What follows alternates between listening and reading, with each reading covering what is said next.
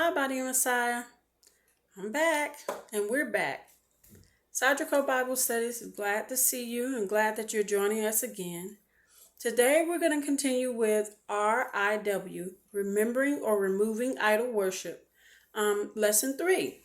And today's lesson is going to focus on a symbol of idolatry from hundreds of years, thousands of years ago, that has reared its ugly head again in current day organizations or government structures. Today's lesson is going to come from Numbers chapter 21 and 2 Kings chapter 18. So if you'd like to pause the video, you can, so you can read along in your Bible. When the Canaanite king of Arad, who lived in the Negev, heard that Israel was coming along the road to Ephraim, he attacked Israel and captured some of them. Then Israel vowed to Adonai and stated, "If you deliver this people into our hand, we will put their cities under the ban of destruction." Adonai listened to Israel's plea and delivered up the Canaanites. They put them and their cities under the ban of destruction, so the name of the place was called Hormah. They traveled from Mount Hor along the route to the Sea of Reeds in order to go around the land of Edom. The spirit of the people became impatient along the way.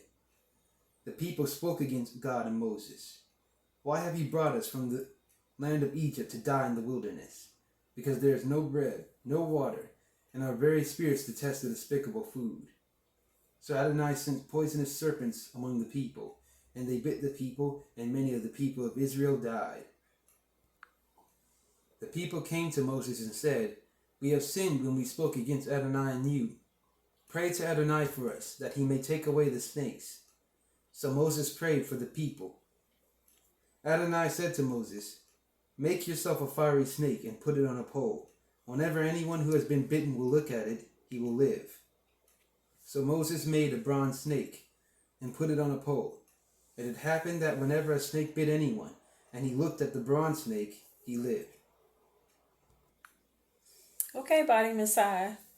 I did my best to draw this snake on a pole, as you can see here, to show you the symbol that Moshe was instructed to make.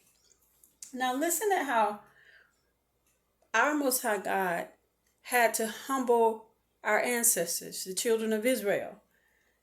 After they just won a war that they begged the Most High Yah to give them victory over, they began complaining. They said the food was so detestable. It was detestable to their spirit. It was disgusting to them. And it says in the scriptures, in the Torah, that they spoke against the Most High Yah and Moshe.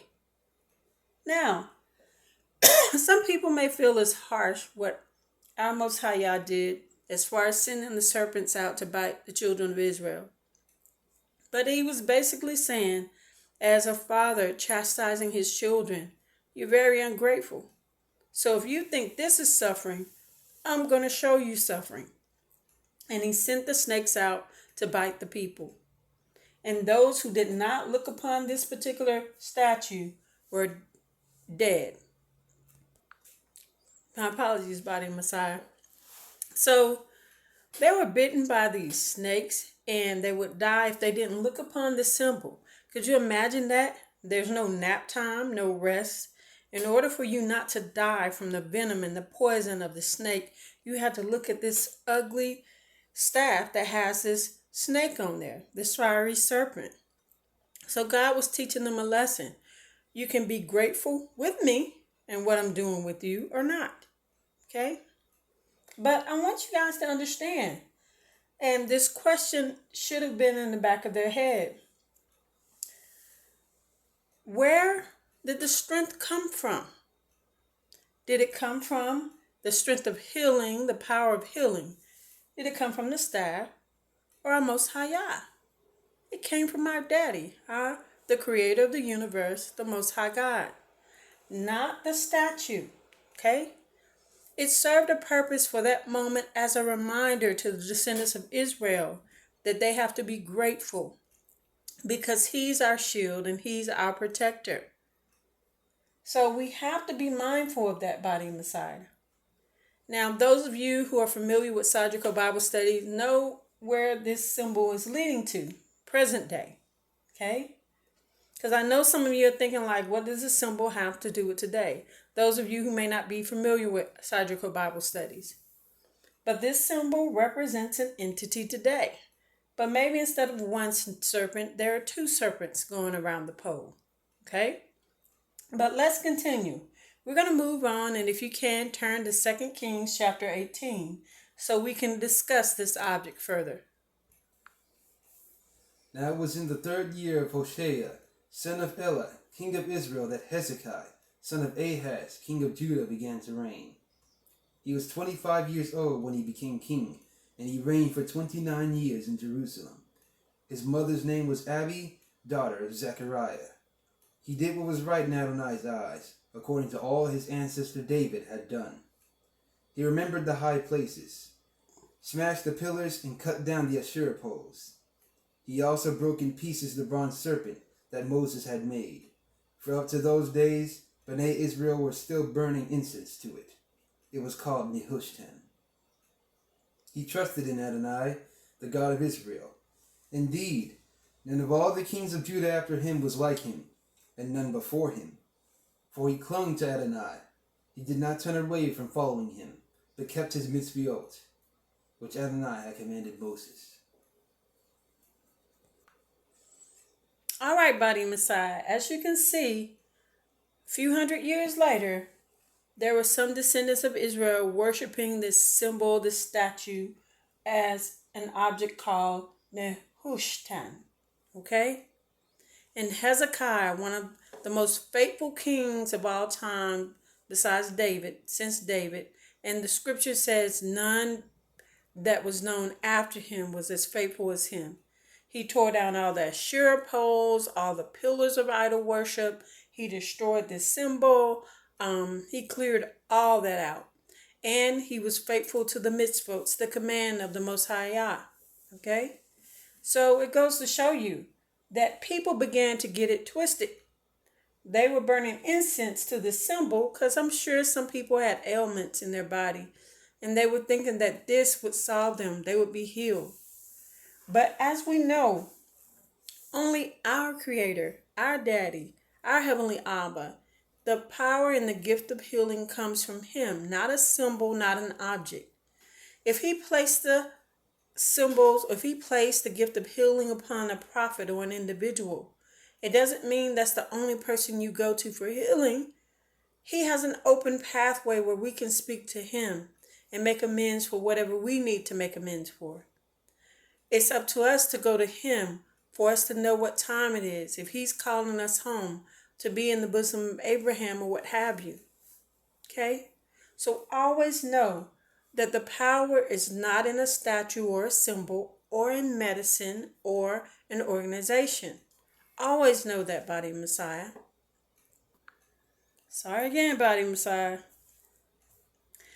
Getting back to this, most of you who follow Sadrico Bible studies know this symbol exists today in something called the WHO, WHO, the World Health Organization. Okay? So the symbol of the World Health Organization is a staff that has, I believe, 2 serpents instead of 1 going around it. And we got to understand that Sadrico Bible studies, and I'm going to stress this once again, is not saying to never go to a physician, to never consult a doctor, to never take medicine. What we are saying is, in these latter days, as well as it was for all time, especially for descendants of Israel, we have to consult with the Most High Yah. We have to know how to navigate through these systems because Hasatan is slick.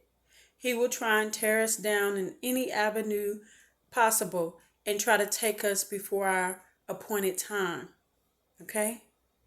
So I'm going to give a few examples in my personal life so you will understand where I'm coming from. One of the first examples I'm going to give is when I was pregnant during my first pregnancy a few decades ago. And there was a time when I was going to a physician and the physician ran a test on me. It was a blood test or something. And in the test, it revealed that it would be a high possibility that my child could have Down syndrome. Okay. And so when the physician told me this, I was like, what exactly does that mean? I knew what a Down syndrome was as far as an ailment, or um, some people who, and I knew people who had Down syndrome. And so the physician began to explain to me that this was not a 100% sure accurate test, that there would have to be more testing to take place. And so this physician gave me a document and told me I can make an appointment down at what was one of their new facilities associated with a college in that town, a genetics lab. And so when I went home, I spoke with my husband and told him what the situation was during the routine checkup. This is what the physician said. And so at that moment, I began to consult with the Most High Yah. I got on my knees and I prayed to my Heavenly Abba, my daddy, and I said, I'm confused. I don't know what to do and what this is supposed to mean. But I need your guidance. I need you to guide me and show me, Adonai. And so through the prayer I had, there was two things that was made clear. Number one, if my child would be deemed to have some type of disability or ailment, nothing was going to happen to my child. I was going to take care of my child because my child is my flesh, the flesh that Adonai Elohim has blessed me with. So I knew that wasn't going to change anything as far as me giving birth to my child. The second thing is Adonai had me to do is you need to read the instructions for what this procedure involves. And so the procedure was a procedure where they take amnio fluid, the fluid that's around the child in the baby bed or the sac that the child is contained in. They would take that fluid and they would do more testing on that fluid. And so when I sat down and I began to read the instructions, I was made fully aware of all the side effects. Part of the side effects involve you could possibly cause damage to your unborn child, whether it be damage to the spine or the brain. It could cause you to abnormally have contractions, early contractions. You could lose your child. Okay? All of these side effects I'm looking at, and I'm like, well, I'm going to have this child. So the results of the test or taking the test doesn't matter because God made it clear to me I could possibly putting my child in more jeopardy. And so I made the decision after consulting with the Most High and spoke with my physician, no, I'm not going to that appointment. It doesn't matter. This is my baby, my child. And Adonai is not going to give me more than I can bear. And so I had my first child, and all of my children, they're perfectly fine, no ailments, no disabilities, by the grace of the Most High Yah. But if that were the case, the type of human being I am, I love my child. That's my flesh. Nothing else was going to change me giving birth to my children. So that's one particular situation in which I said, okay, I hear what the physician's saying. I understand what they're telling me to take precautions, but it didn't matter because I trust that Adonai has given me what I would be able to bear. Okay? And this child is my blessing. Right? Now here's another scenario. There was a time some years ago, probably like maybe about 10 years or so ago, 10 or 11 years, where there was an illness, some type of flu or sickness going around, where children were getting a flu or a sickness or illness, and it was showing symptoms like a flu, but they were becoming partially like paralyzed or not able to move their limbs for a certain period of time. So one of my sons had this ailment, and we went to the physician because he was feeling very weak, and his fever would run very high. So we went to the pediatrician, and the pediatrician, I can tell was extremely nervous. The whole physician's office was filled with various children who probably had similar illness. And so we had to carry our son in there, because he was too weak to stand. And the physician prescribed the medicine is like, This physician, mind you, I feel did the best they could do and gave a prescription for what they thought was the best medication to help our child over this illness. So, in coming home, we gave the medicine to our son, and within a few hours, there was a very strange reaction where he began to have a severe nosebleed and blood pouring out of his nose. And so, I'm saying this is not normal, okay? So, once again, I went before the Most High Yah, and I said, Adonai, show me what's going on with my son. It's like, I've given him the medicine, but I trust you wholeheartedly. He's your child. I've given them to you. So, in praying to the Most High, it was like a voice that hit me in my spirit. Check the medicine, okay? So me, in trusting the physician, I didn't read the side effects because that physician did the best that they knew. So I began to read the side effects, and the side effects mentions profuse nosebleeds, rapid heartbeats. Because when I put my hand on my son's chest, it was just like his heart was about to jump out of his chest. And so I'm looking at all these side effects and things that were happening. I'm like, oh my goodness. And by this time, I had given him half of the medication, thinking like, if this is the case, I still got to give him medication. So I gave him half of that medication. Same thing happened. And so at that moment, I said, okay, Lord.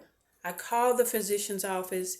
And when I called the physician's office and spoke with the nurse and told her, reading the list of side effects, I'm like, he has nearly every one of them. She went to consult someone, the physicians, and that nurse came back and said, you need to keep taking the medication till it's all taken. That's all we know. It's not that bad. I guess they felt like the side effects would not outweigh the results that could happen to help him get better. So at that moment, after I got off the phone, the Spirit of the Most High came over me, and I said, no, I'm not going to be able to do that. I called my mother. I had picked up my son in my arms, and I laid him across my legs, and I told my mother, I said, Mom, I'm going to hold this phone up to him, and I want you to pray for him, and I'm going to pray over him. And that's what we did. We prayed over him, and my mother prayed over her grandson via phone, and literally, he began to recuperate and get better. We also solicit prayers of other people also to pray for our son, and he got better. And I set that medication to the side because you don't understand how scary it is to feel his heart racing through his chest and those huge clumps of blood coming out of his nose. And he's well today. By the grace of the Most High God, he's well today. So, Body and Messiah, I want you to understand that I'm not saying eliminate and discard anything dealing with the medical community or medicine. What I'm saying is you can't trust them most than the Most High God. That's all I'm saying to you. Now, I know as far as the descendants of Israel, the children of Israel, my people, we've gone through some trying times throughout history. And specifically, I'm going to speak from the aspect of this country, the United States. There are points in time where my ancestors, were not allowed in hospitals as late as the 1950s, okay? I have on my father's side my grandmother's sister who passed away and given birth to a set of twins. One twin was born successfully, but the other one passed away, and she did because she was not allowed to enter a hospital.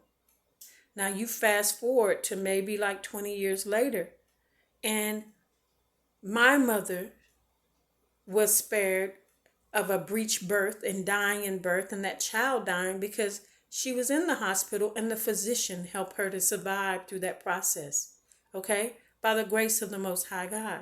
I'm here today because of that. I was that breached birth. So don't think that we're saying to ignore anything dealing with medicine.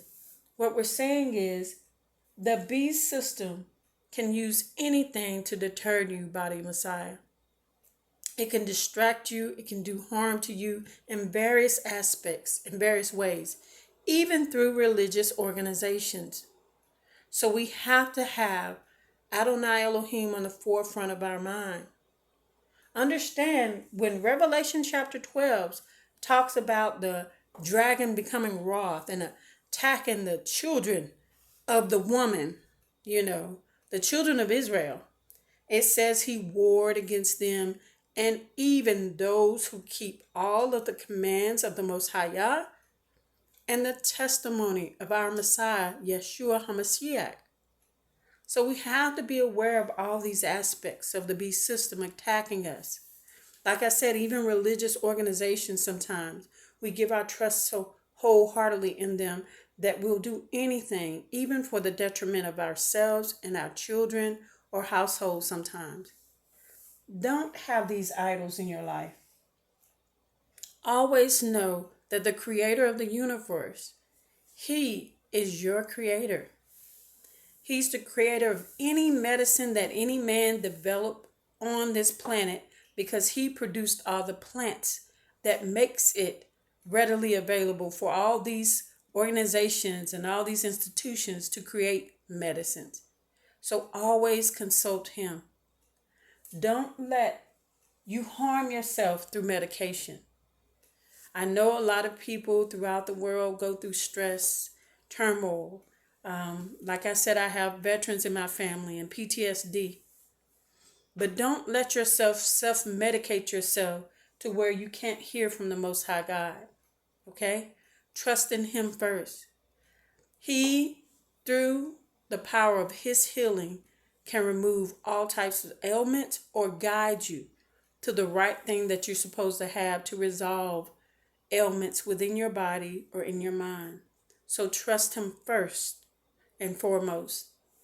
We have to make sure that we don't make medicines an idol. The United States is struggling with waves of addiction and overdoses that destroys hundreds of thousands of people and take their lives every year. So we have to be conscious of that, body Messiah, to trust Adonai Elohim first wholeheartedly. There's pains that we're going to go through and birth pains. But as long as we keep him first in his command, it's going to be okay until it's our time to go to be with him. Well, body of Messiah, this is the end of this lesson. And I hope you were able to glean from this. Now, let me say one last thing. We just went over a time period where what I call there was a predecessor to the mark of the beast. And it was a time of testing and trial where people began to, out of fear, do this, do that, run to this solution, that solution. But we have to remember to consult the Most High Yah. I'm not bashing anybody who did or didn't take this predecessor, but all I do know, if any of you were sick who did or did not have the predecessor, always wholeheartedly, if you're a child of the Most High God and you want to follow his commands and his mitzvot, you ultimately have to trust him above and beyond. He's your healer. He's your creator. He's the one who provided us salvation through his son, Yeshua HaMashiach. And he's the only one that's going to guide us through these trying times. So, body Messiah, don't ever lose hope. Don't let people tell you that because you chose this way, it's the end, it's ultimate death. Not so. Only he can decide. And you continue to commune with him so he can guide your path until it's your time. Well, thank you so much for joining me, body Messiah. And as I always say to you, may Adonai Elohim cover and surround you and your family, shield and protect you all, and envelop you all with his shalom peace. Goodbye.